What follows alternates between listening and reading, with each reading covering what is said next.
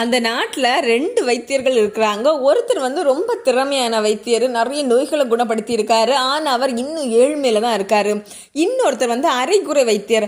ஆனால் அவருடைய பேச்சு திறமையினால மக்களை ஏமாற்றி அதிக செல்வமாகவும் வளமாகவும் வாழ்ந்துகிட்டு இருக்காரு. அவரை தான் மக்கள் எல்லாருமே தேடி போறாங்க. ஆனால் இந்த திறமையான வைத்தியர்கிட்ட யாருமே வர்றது கிடையாது. அப்போ அந்த நாட்டில் உள்ள அரசன் ஒரு அறிவிப்பு விடுறான். நம்ம அரசவை வைத்தியருக்கான இடம் காலியா இருக்கு, யாரெல்லாம் தகுதியானவர்களோ நாளைக்கு 10 மணிக்கு அரசவை நடக்கக்கூடிய தேர்வுல கலந்துக்கோங்க அப்படின்னு. அப்ப இந்த திறமையான வைத்தியுடைய மனைவி அவனை பார்த்து திட்டுறான். நீ நீதி நேர்மைன்னு சொல்லிக்கிட்டு இருக்க, ஆனா அவனை பாரு, அவன் அரைகுறையா இருந்தாலும் அவனோட பேச்சு திறமையினால கண்டிப்பா நாளைக்கு அந்த பதவி அவன் வாங்கிடுவான் அப்படின்னு அவனை புகழ்ந்து சொல்றான். இவர் வேற வழி இல்லாம கேட்டுக்கிட்டு இருக்காரு. மறுநாள் தேர்வு நடக்கிறதுக்கான நேரத்தில் இந்த 2 வைத்தியர்களுமே போறாங்க. இந்த திறமையான வைத்தியர் பேசுறதுக்கு முன்னாடி அந்த அரைகுறை வைத்தியர் முந்திக்கிறாரு. அவர் சொல்றாரு, அரசே, நான் தான் இந்த பதவிக்கு சரியானவன். எங்கிட்ட ஒரு மருந்து இருக்கு. இந்த மருந்தை எவ்வளோ பெரிய விஷத்தை ஒருத்தன் குடிச்சிருந்தாலும் இந்த மருந்து கொடுத்தா போதும், அவன் சரியாயிடுவான். 1 மணி நேரத்துல அவன் எல்லாமே கிளியர் ஆயிரும் அப்படின்னு சொல்றாரு. அப்ப அந்த அரசவை இருந்த எல்லாருமே அவனை வியந்து பாக்குறாங்க. என்ன, எல்லா விஷத்தையும் முறிக்கக்கூடிய மருந்து இவன் கண்டுபிடிச்சிருக்கானா? அப்ப இவன் தான் நம்ம அரசவைக்கு சரியானவன் அப்படின்னு எல்லாரும் பேசிட்டு இருக்காங்க.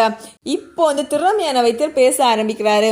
அவர் சொல்றாரு, அவர் அளவுக்கு திறமையான வேலை நான் கிடையாது. என்னால எல்லா விஷத்தையும் முறிக்கக்கூடிய மருந்து என்கிட்ட கிடையவே கிடையாது.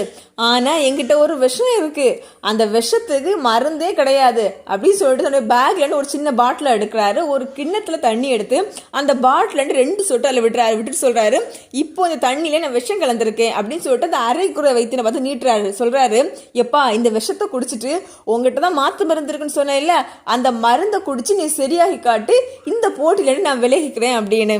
ஆனா அந்த அரைகுறை வைத்தியன் தண்ணியை வாங்க மறுக்கிறான். அப்ப அரசன் கட்டளை இடுறாரு, உங்ககிட்ட தான் மாத்து மருந்து இருக்குன்னு சொன்ன இல்ல, எல்லா விஷத்தையும் நல்லா சரியாக்க முடியும்னு சொன்ன இல்ல, இப்போ நீ அந்த விஷத்தை வாங்கி குடிச்சிட்டு உங்ககிட்ட இருக்க மருந்தை குடிச்சு சரியாகு அப்படின்னு. ஆனா அவன் இன்னும் வாங்கல. அப்ப சுத்தி இருந்த எல்லாருமே ஃபோர்ஸ் பண்றாங்க. நீ தான் மருந்து வச்சிருக்கேன்னு சொன்ன இல்ல, மருந்து கண்டுபிடிச்சிருக்கேன்னு சொன்ன இல்ல, இப்ப நீ விஷத்தை குடிச்சுதான் ஆகணும் அப்படின்னு. இப்ப நேர சொல்லி காலில் போய் விழுந்துட்டு சொல்றாரு, அரசே, நான் திறமையான வைத்தியன் எல்லாம் கிடையாது, நான் ஒரு அரைக்குறை வைத்தியன் தான். ஆனா அவர் தான் ரொம்ப திறமையான வைத்தியர், எனக்கு நல்லாவே தெரியும். நான் எல்லா மக்கள்கிட்டையும் பொய் சொல்ற மாதிரி இங்கேயும் பொய் சொல்லி பார்த்தேன், ஆனா நான் மாட்டிக்கிட்டேன், என்ன மன்னிச்சுக்கோங்க அப்படின்னு அரசுடைய காலில் விழுந்து கெஞ்சுறாரு. இப்போ அரசன் என்ன செய்யறானா, இவரை பிடிச்சி சிறையில் அடைச்சிட்டு இந்த திறமையான ஏழ்மையான வைத்தியருக்கு அந்த பதவியை கொடுக்குறாரு.